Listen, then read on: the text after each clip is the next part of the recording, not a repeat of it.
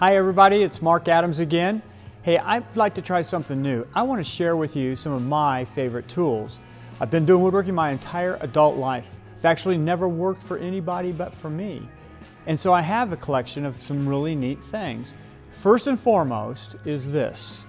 I know it looks kind of rough and beat up, it's all taped together where it's been broken, but this is my mallet. It was given to me by my mother and my grandmother back in the 70s. It was brand new when I got it. This one mallet has been with me everywhere I've ever gone. It's cut every joint I've ever cut. It's cut every carving I've ever carved. It's always been my go-to tool, and though it doesn't look like much, this is by far the most sentimental tool I have. There are others, so stay tuned and I'll be glad to share those with you. You can always find out more about us at marcadams.com.